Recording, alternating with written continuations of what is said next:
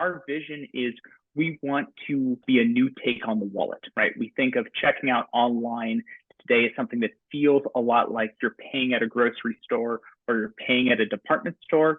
And our model is we imagine a world where payments feel like you're giving out your room number at a hotel.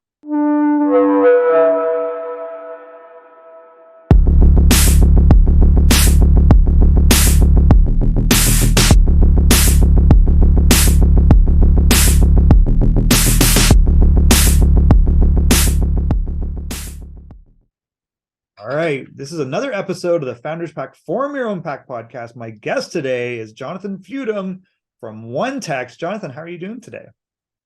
Hey, I am absolutely excellent. Super happy to be here. Oh, good. I'm glad. Well, let's keep it that way. I think you mentioned that you are in the Bay Area. Is that correct? That's correct. I'm in San Francisco, and I'm actually a San Francisco native, which is kind of unusual, but some of us are still here. All right, so you grew up in Silicon Valley-ish. Ish. San Francisco. We are our own Close, thing. adjacent. Silicon Valley's nearby. They like to, they ride on our coattails. Yeah, exactly. All right, so for, I guess, people that don't know, who is Jonathan and what is OneText? Yeah, for sure. So actually, I'll start with OneText, and then I'll kind of talk about how I came into it. But we are OneText, and what we do is we help brands, especially Shopify brands, get more sales through text-to-buy conversations. We turn every phone number into a card on file, so shoppers can literally reply and buy with one text. We are an alternative to normal SMS marketing, but we do some things that we haven't seen any other players in the SMS space do.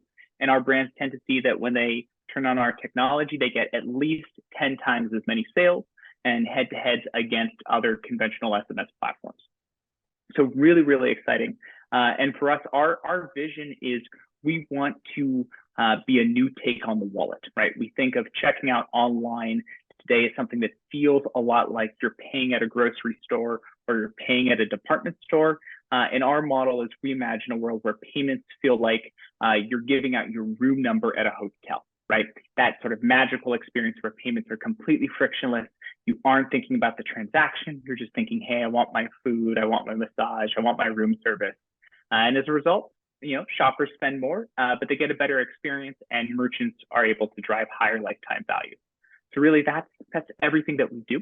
And the way that I came into this is before OneText, I worked at PayPal Checkout, which is where I met my amazing co-founder, Daniel Brand. He was a principal engineer there with over 10 years of experience building PayPal's modern checkout stack. I was on the product team. I helped launch Pay with Venmo and some other of PayPal's native app-based payment products. It was a lot of fun, but we saw that there was just an opportunity to reframe payments, to really help brands get more sales. And I should say that this is something super near and dear to my heart. My mom has run a small business really my entire life. So I've seen firsthand just how hard it is for brands to get, to win one more customer, to get one more sale, to build that high lifetime value relationship. And payments haven't really been part of that. They've been a last mile part of the equation. We want to change that. We want to be a payment company that's there with our brands from day one and helps them get more sales and helps them grow. And so far, we've been having a lot of luck. That sounds really interesting and unique, actually. So what is the experience, I guess? Like if I'm a Shopify seller, I sign up with OneText. Are you providing a way for me to use that number and connect it to payment? Is that the experience? That's spot on. Absolutely. So really, if you have a phone number for your customer, you should be able to use that phone number as if it is a credit card number. And so the way that works is you can use our services, our APIs, and we automate this for you. You don't have to be technical, but basically we automate the process. So you can say, hey, I want to do a purchase request from Michael's phone number. And the way it works is if you have a card on file through OneText, we will say, okay, great, that payment is scheduled. We'll send you a text so that you get a confirmation and saying, hey, your payment is scheduled. It's going to go through in 24 hours to this brand. You can review it. You can change payment methods. You can cancel if you need. But because there's that card there, the payment's going to go through. And it is magical and frictionless for everyone who has a card on file. If you don't have a card on file, that's okay. we figure that out and we say, okay, so there's a payment request for Michael, but he's never used OneText before. We're going to send him a one-time link. It's going to have exactly the cart and the offer and the discount built in. It's a one-click payment form. It's faster than most ways of paying online. We pre-fill most of your information because the brand probably knows your address. They probably know your email. You add anything that's missing, like the card, and then you make your payment and you're good to go. And you can do reply to buy for your future with that merchant and with any merchant in the OneText network. That sounds super interesting. As someone that spent a lot of time in the last year in hotels, I appreciate that experience. And maybe we can extend it to hotels, actually. I can just do everything by my phone. So yeah, it would be cool. The other, I think hotels would be great. The other sort of dream experience someday is like, imagine you sit down at a restaurant and you eat your food, and then you're like, this has been great. And you walk away, you get a text saying, hey, everything is covered. And then you just Perfect. go. And it's almost like an Uber, right? But for everything. I like that. That is really good. There's so many potential opportunities there. That's really interesting. But I guess DTC and Shopify sellers are the ones that get the benefit from this in the meantime. So what is the status of the company? Like where are you guys at and what's next for you? Absolutely. So we're live on several dozen brands right now. We launched on our first brand last year in March. And we've been growing ever since. We've actually been very fortunate. The last few months, we've averaged over 50% month-over-month growth, which has been amazing. That's great. And we want to keep that up. We also, as of yesterday, the time of recording, just started Y Combinator. So crazy. We got you early.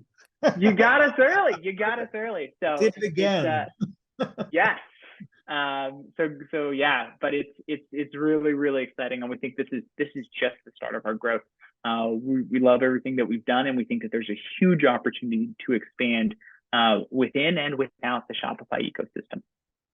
If you take a look at season 1, what we're calling season 1 now of the Form Your Own Pack podcast, you'll see guys like Colin Elsinga and James McCroot just as they were going into Y Combinator last year.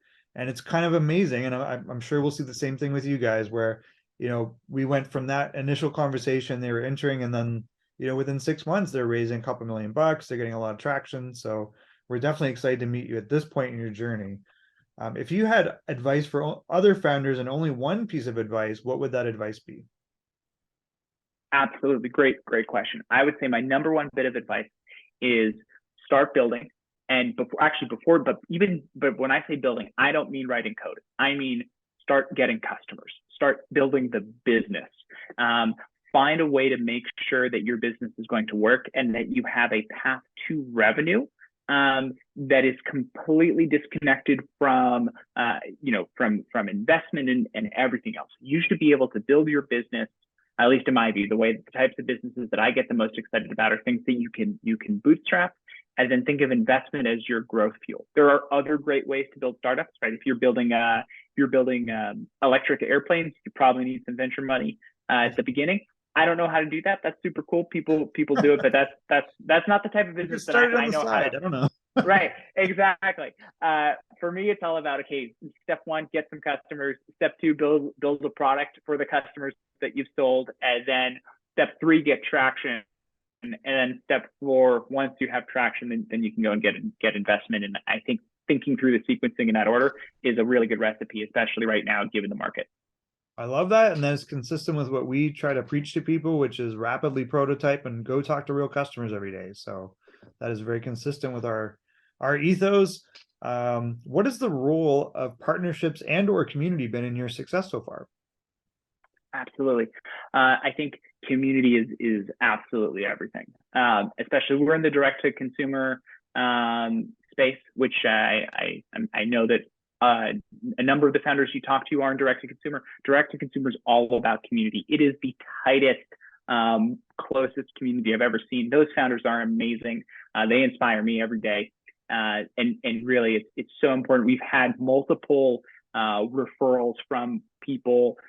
People are friends with each other in this space, and so making sure you're building those partnerships and investing in those relationships is super, super important. It's also, I think, really cool if you can build that into your product. So we're spending a lot of our time thinking about how do we help brands who are on the OneText network cross-pollinate, right? So one brand wants to sell someone else's products and vice versa. There are a lot of really cool opportunities for that. And we've started to realize, a lot of our brands are compatible with each other.